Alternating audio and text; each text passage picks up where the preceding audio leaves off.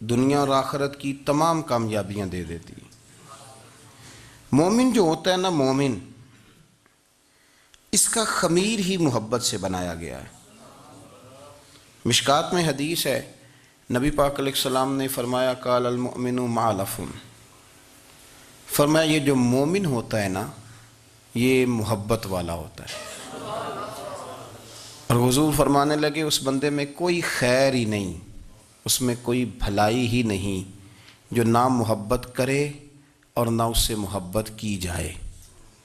مومن محبت والا ہوتا ہے، الفت والا ہوتا ہے، پیار والا ہوتا ہے، پریم والا ہوتا ہے۔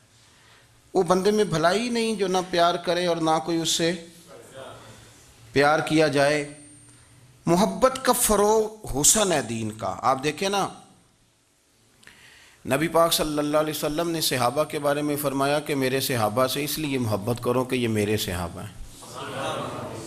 اہل بیت نبوت کا معاملہ آیا تو نبی پاک صلی اللہ تعالیٰ علیہ وسلم نے اپنے اہل بیت نبوت کو چادر کے نیچے چھپا کے اور پھر ہاتھ اٹھا کے کہا، اے اللہ یہ میرے اہل بیت ہیں، میں ان سے محبت کرتا ہوں، تو بھی ان سے محبت فرمانا۔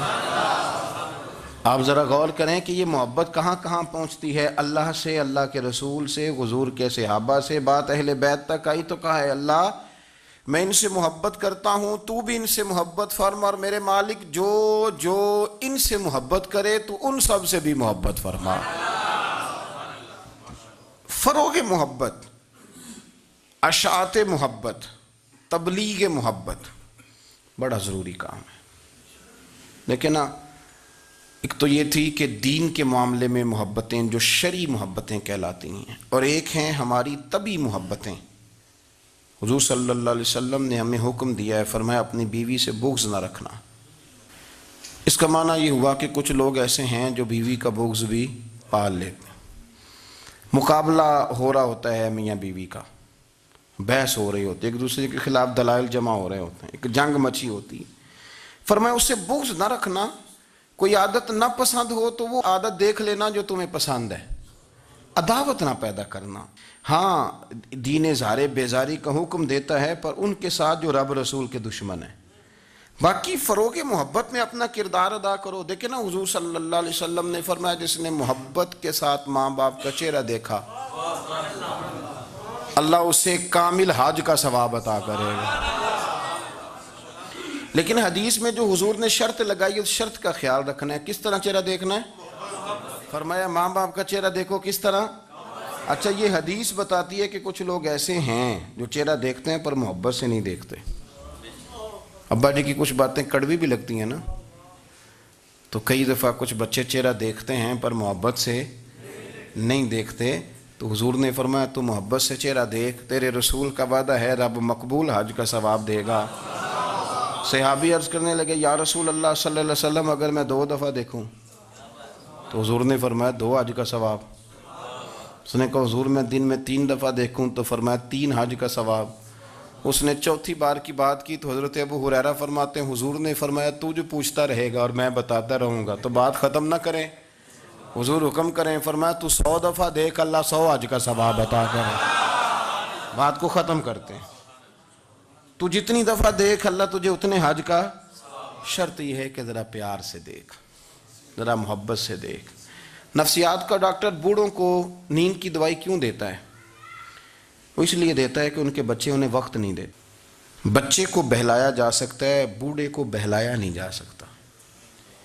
اس لیے کہ جو بوڑھا ہوتا ہے نا، اس کے پیچھے پوری ایک داستان زندگی ہوتی ہے، تاریخ ہوتی ہے، وہ کبھی کسی چیز کا مالک رہا ہے، سربراہ رہا ہے۔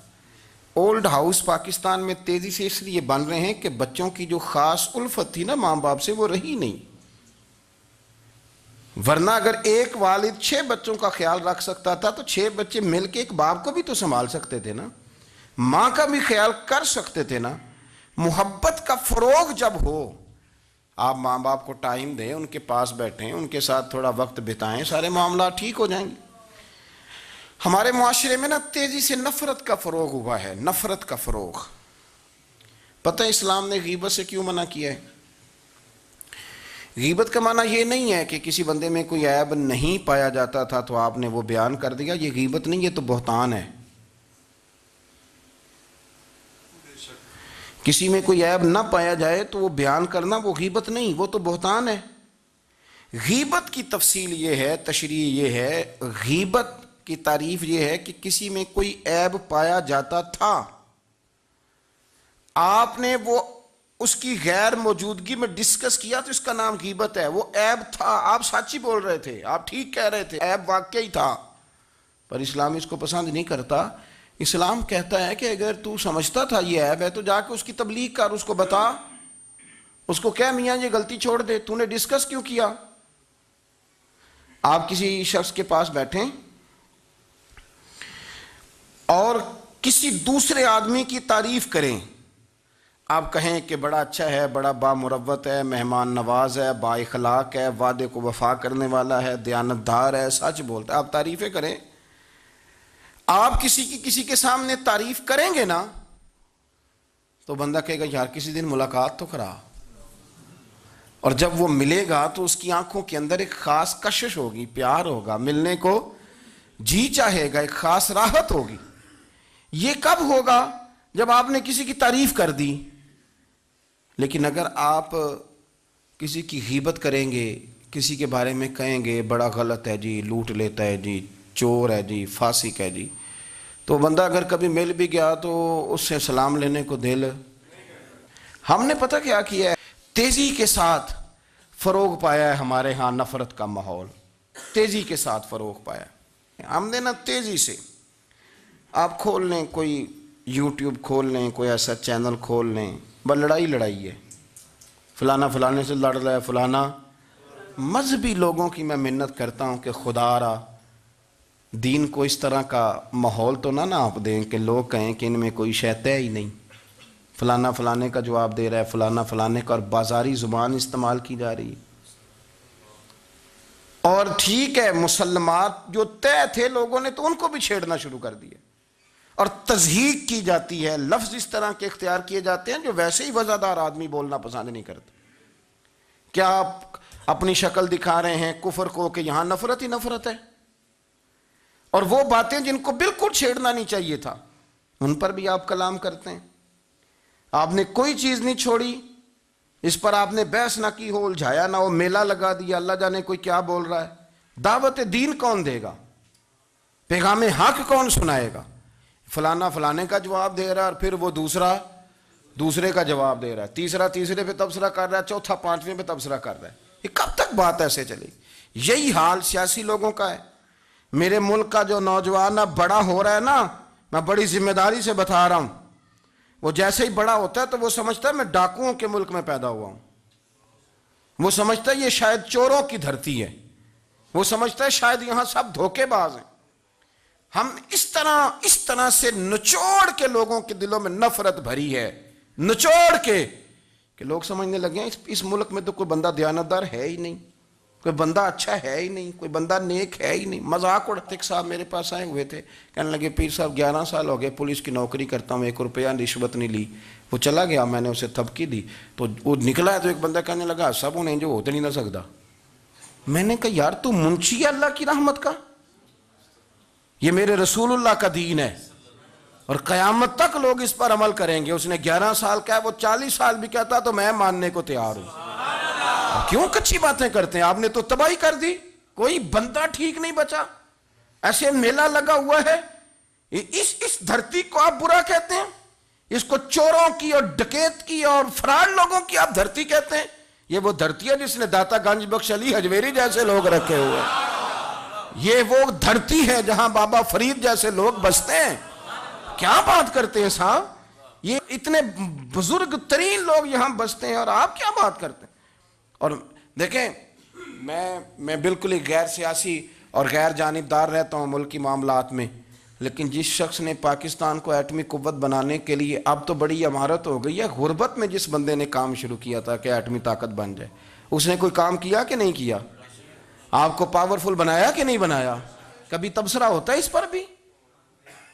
ہمیں لاکھ اختلاف صحیح، ہم بھی بات کرتے ہیں مخالفت میں، لیکن تباہی نہیں اتار دی ہم نے، توہین کر کر کے، نفرت پھیلا پھیلا کے۔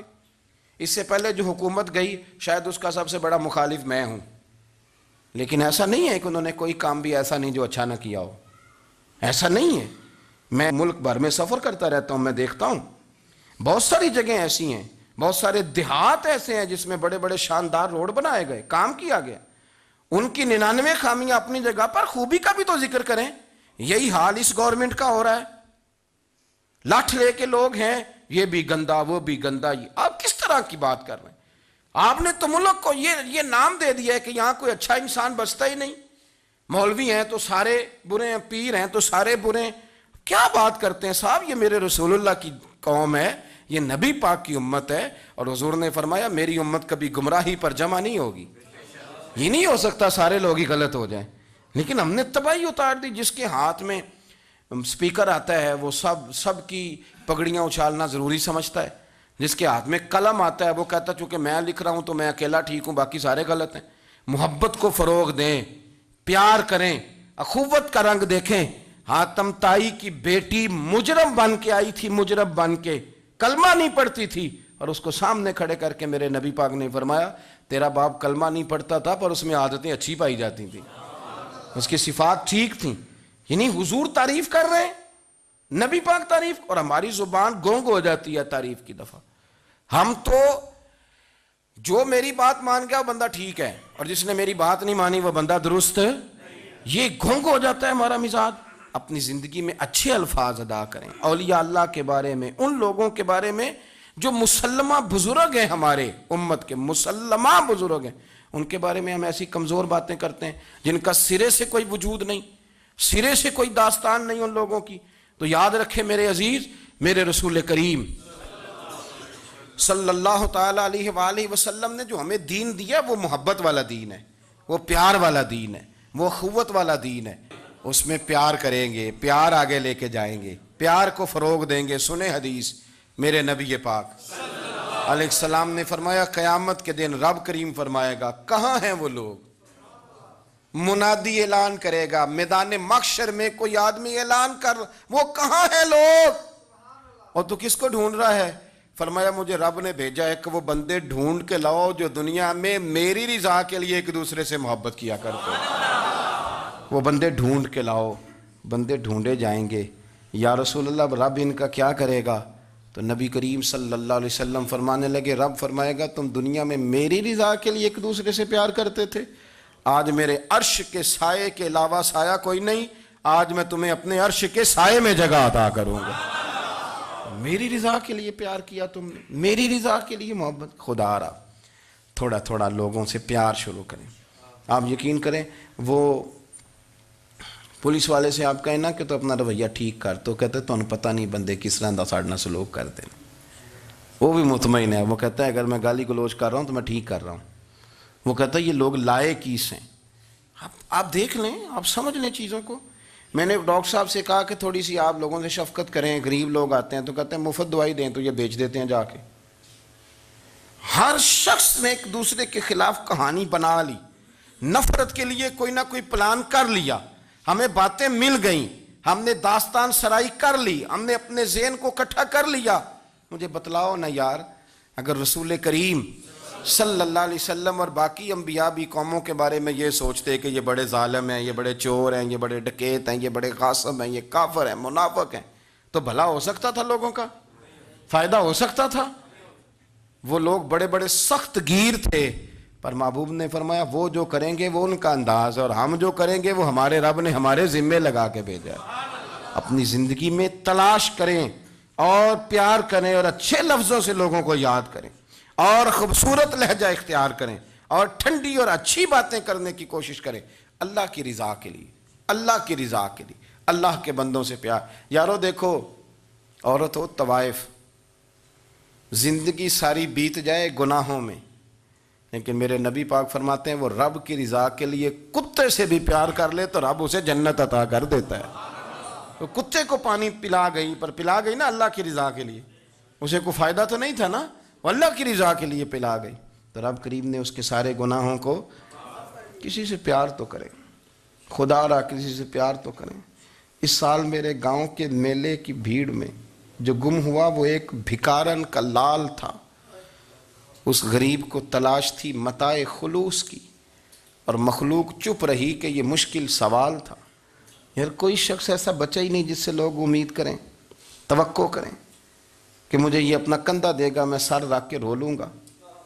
کوئی ایک ایسا شخص ملا ہی نہیں جس کے بارے میں لوگ کہیں کہ بڑا مخلص ہے یار، اتنی بڑی میرے محبوب کی امت، ہر حکومت غلط، ہر شخص غلط، ہر بندہ برا، ہر جماعت بری، اللہ کی رضا کے لیے کچھ لوگوں کے لیے فروغ محبت کا بھی فریضہ سر انجام دیں۔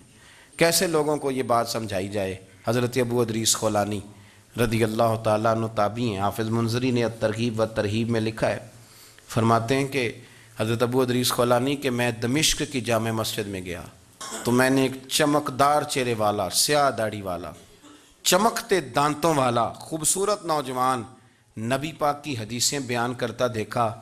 اس کے چاروں جانب حضور کے غلام بیٹھے تھے۔ میں نے ایک شخص سے کہا یار بڑا حسین چہرہ ہے، بڑا ہی خوبصورت انداز ہے، کون ہے بندہ؟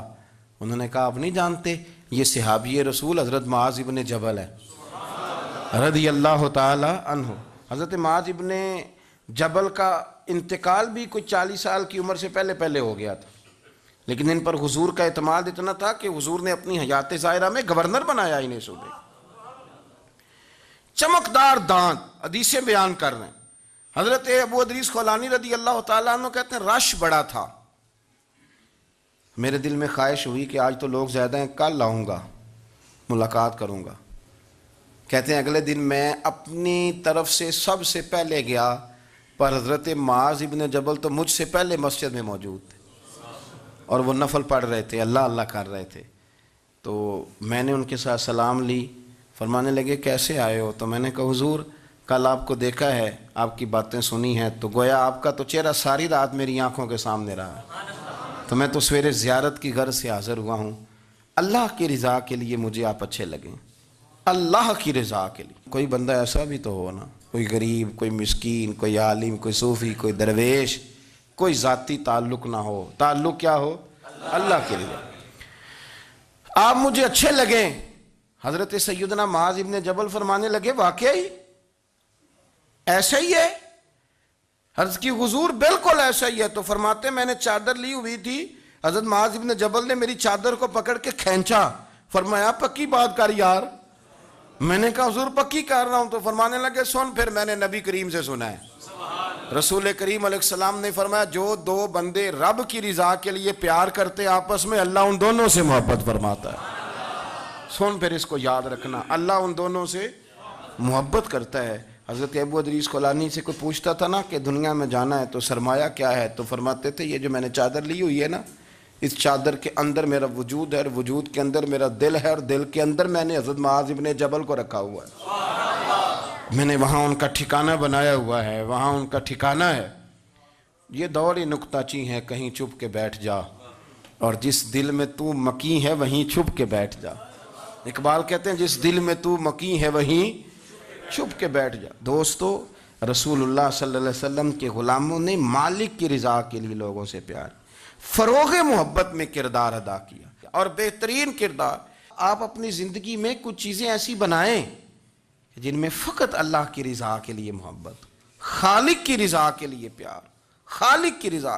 آپ یقین کریں اگر تھوڑا تھوڑا کر کے ہم اس محبت کو فروغ دیں نا اپنے دلوں میں، تو بہت سارے بادل چھٹیں گے۔ ہم نے نا وہ تیزی سے دولت کو، لالچ کو، میں اکثر کہتا ہوں کہ میاں بیوی کا جو رشتہ ہوتا ہے نا، اس کو اللہ پاک نے نا قرآن پاک میں اپنی نشانیوں میں سے ایک نشانی قرار دیا ہے۔ ان دونوں کی وجہ سے گھر چلنا ہے، بچوں کی پرورش ہونی ہے، نظام زندگی۔ آپ گھر سکون کے لیے جاتے ہیں، اطمینان کے لیے۔ آپ اپنے گھر کے اندر جیسے بھی ہوں، آپ کہتے ہیں یہاں مجھے کوئی پریشانی، یہ میرا اپنا بیڈ ہے، اپنا بستر ہے۔ لیکن اگر اسی رشتے میں جب آپ بیج بوئیں تو سب سے پہلے دولت کا بوئیں۔ اگر لڑکے والے یہ لالچ کرتے ہیں نا لڑکی کیا لے کے آئے گی، تو لڑکی والوں کا بھی لالچ ہوتا ہے کہ لڑکا کماتا کیا ہے، ان کو بھی پتا ہوتا ہے کہ کتنے پیسے لاتا ہے، کیا کمائی ہے، کتنا کچھ جھاڑو پھیر لیتا ہے۔ آپ نے جب بنیاد یہ رکھی، مجھے دیانتداری سے بتانا کہ پورا نیک ہو، پورا شریف ہو، پورا پرہیزگار ہو، لیکن دولت صحیح نہ کماتا ہو تو رشتہ آسانی سے ہو جاتا ہے۔ وہ بس سارا کچھ ٹھیک ہے، صرف کمائی تھوڑی سی کم ہے، وہ مشکل سے گزارا ہوگا۔ وہ کہتے ہیں نہیں جی نہیں، بھوکے تو نہیں نہ مرنا۔ کیوں؟ ہم نے اس کے اندر جب دولت کو شامل کر لیا، آ گئی دولت، تب جس رشتے کی بنیادی دولت پہ ہوگی وہاں آپ وفا تلاش کریں گے، وہاں ہم خلوص تلاش کریں گے، وہاں ہم للہیت تلاش کریں گے۔ اللہ کرے ہو جائے، لیکن وہ ہمارے مائنڈ سیٹ میں یہ بات ہوتی ہے کہ یہ جو معاملہ ہے یہ گڑبڑ ہے۔ اگر رضائے الہی مقصود ہو، اگر اللہ کی رضا مقصود ہو، حضرت فاطمہ بنت قیس ایک صحابیہ تھیں، انہیں طلاق ہو گئی، ان کے لیے دو رشتے آئے، ایک حضرت عبد الرحمن ابن عوف کا مالدار ترین آدمی تھے، اور ایک حضور کے غلام تھے، وہ بڑے غریب تھے، مسکین تھے۔ ان کے والدین کی خواہش تھی کہ عبد الرحمن ابن عوف سے شادی ہو جائے، وہ بھی تو بڑے نیک ہیں، پارسا ہیں، عشرہ مبشرہ ہیں۔ حضرت فاطمہ بنت قیس نے کسی بندے کی ڈیوٹی لگائی، کہنے لگی پتہ کرو نبی پاک کی رضا کیا ہے، حضور کی رضا کدھر ہے؟ تو پتہ چلا حضور کی خواہش غریب کی طرف ہے۔ تو وہ خاتون اپنے ماں باپ کو کہنے لگی میرا نا اس غریب سے رشتہ کرا دو۔ انہوں نے کہا پتر، بیٹیوں کے بارے میں ماں باپ بڑے احساس ہوتے ہیں، ہم چاہتے ہیں کہ عبد الرحمن ابن عوف مالدار ہے تو وہ بھی تو نیک ہے نا، حضور نے دنیا میں جنت کی بشارت دی، اور ان کا بڑا اعزاز ہے، حضور نے ان کے پیچھے نماز پڑھی، بڑا مرتبہ بڑا مقام والا صحابی ہے، وہ تو غریب آدمی ہے، اور پھر حضور نے حکم تو نہیں نہ دیا، خواہش کا اظہار کیا ہے۔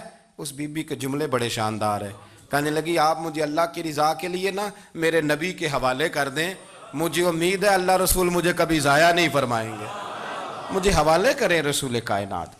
چھوڑیں کو ضروری ہے دنیا داری ہر طرف دیکھنا، کہیں کوئی کام ایسا بھی تو ہو نا جو محبت کے زور پہ ہو، جو محبت کے لیے ہو۔ کوئی ہمارے پاس بڑے سارے لوگ آتے ہیں، بڑے سارے لوگ آتے ہیں، اور ہم اس قابل بھی نہیں جتنے لوگ آ جاتے ہیں، میں صحیح کہہ رہا ہوں، بالکل کوئی حیثیت نہیں، 1% بھی۔ جب پلٹ کے دیکھتے ہیں تو شرم آتی ہے کہ یار اتنی دور سے بندہ چل کے آ گیا، اس کو کیسے سمجھائیں، کس طرح کر کے۔ تو ایک آدھ دن پہلے ایک بزرگ آ گئے، اور وہ اچھے صاف ستھرا ان کا مزاج تھا، بڑے شاندار، تو میں زیارت کے لیے ہوں، تو میں نے کہا زیارت شیارت والا تو کھاتا کوئی نہیں، چلو آپ آ گئے ہیں تو کوئی حکم کریں۔ تو کہنے لگے کوئی حکم نہیں، میں اللہ کی رضا کے لیے آیا ہوں۔ یہ کوئی تقریر نہیں تھی، کوئی خطبہ نہیں تھا، نہ ان کے سامنے سپیکر تھا، نہ وہ شور کر رہے تھے، نہ وہ نعرے لگوا رہے تھے، نہ وہ ہاتھوں پہ ہاتھ مار رہے تھے۔ اور اس بندے نے کہا اللہ کی رضا کے لیے آیا ہوں، تو وہ بھی رو پڑے تو میں بھی رو پڑا، ختم ہو گئی بات۔ اب بات کو سمجھیں، یہ اتنا تگڑا رشتہ ہے نا یار، کسی رشتے کے بیچ برادری ہوتی ہے، کسی رشتے کے بیچ خاندان ہوتا ہے، کسی رشتے کے بیچ قبیلہ ہوتا ہے، کسی رشتے کے بیچ رنگ نسل ہوتی، وہ کتنا تگڑا رشتہ ہے کہ دو بندوں کا رشتہ ہو، ایک بیچ میں خدا ہو، دوسرے محمد مصطفیٰ ہو، آپ کتنا اسے مضبوط رشتہ سمجھیں گے جس کے بیچ اللہ رسول ہو۔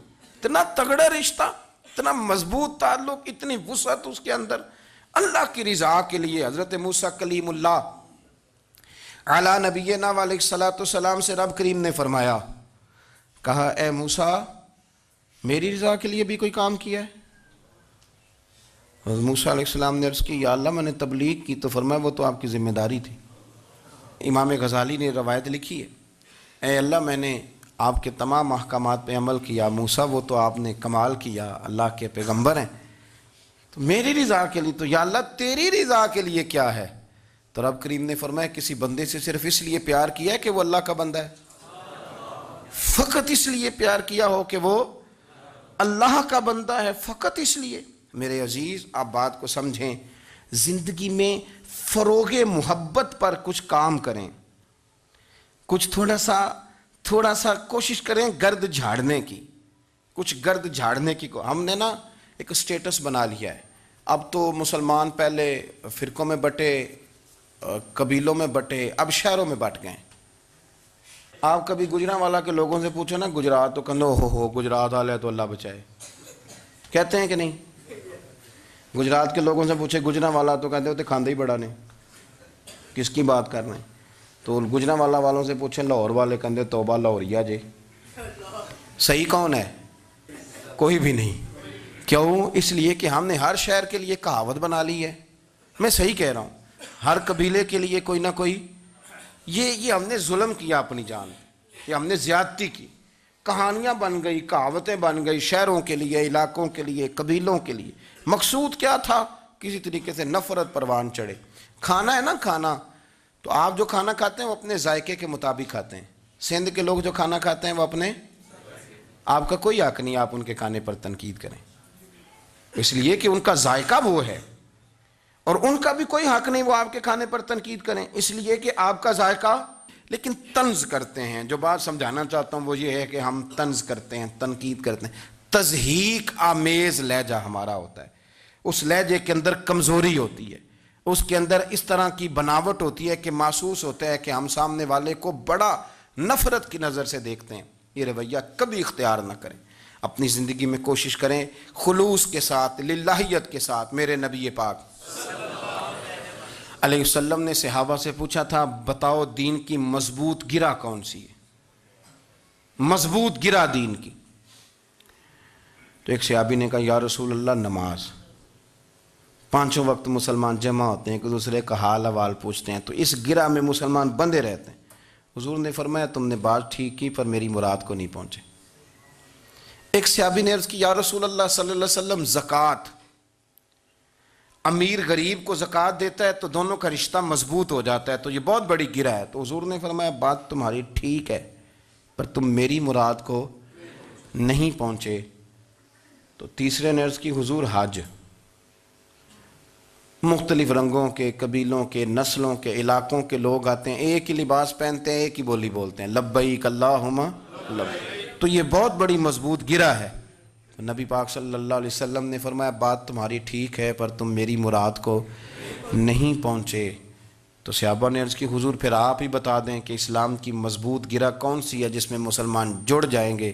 تو نبی پاک نے فرمایا مضبوط گرہ محبت ہے، اللہ کی رضا کے لیے پیار کرو، لوگوں سے پیار کرو۔